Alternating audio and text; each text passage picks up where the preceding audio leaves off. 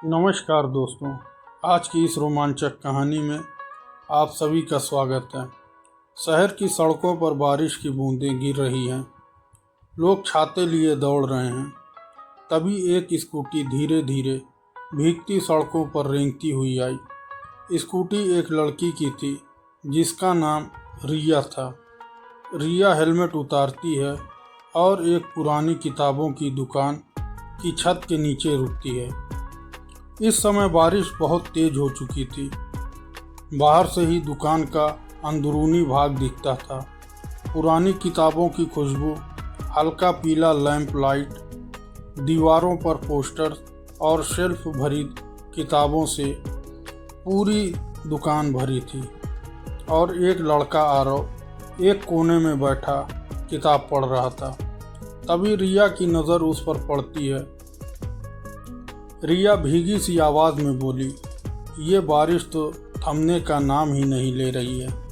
आरव नज़रें उठाए बिना मुस्कुराता है और कहता है, कभी कभी बारिश ठहरने के लिए नहीं होती, बस कुछ यादें धोने आती है। रिया को ये जवाब थोड़ा अलग और दिलचस्प लगता है।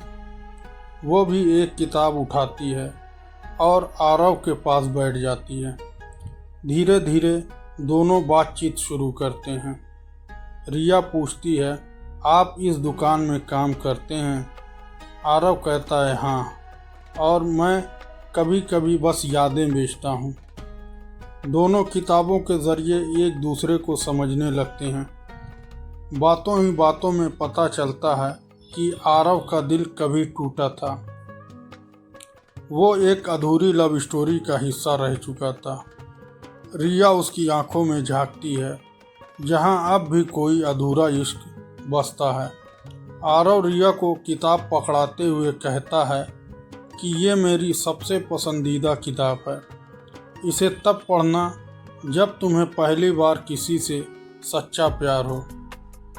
रिया ने धीरे से मुस्कुरा कर कहा, शायद मैं पहले ही कर चुकी हूँ। कुछ पल के लिए चुप्पी छा जाती है। उनकी आंखें बोलने लगती हैं। दूरी धीरे धीरे कम होती है। आंखें, सांसें और बारिश की आवाज़। तभी दुकान के बाहर एक गाड़ी रुकती है। रिया की छोटी बहन आई है उसे लेने।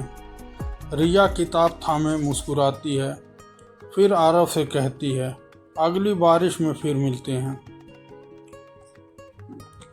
आरव ने कहा, मैं यहीं रहूँगा, इस कोने में बैठकर अगली बारिश का इंतज़ार करूँगा। इतना कहकर रिया जाने लगती है और आरव रिया को जाते हुए देख रहा था। बारिश हल्की हो जाती है। दुकान की खिड़की पर बूंदें गिरती हैं। कभी कभी पहली नज़र का प्यार किताब के पन्नों में ही दर्ज हो जाता है और अगली बारिश बस उसे पढ़ने का बहाना बनती है।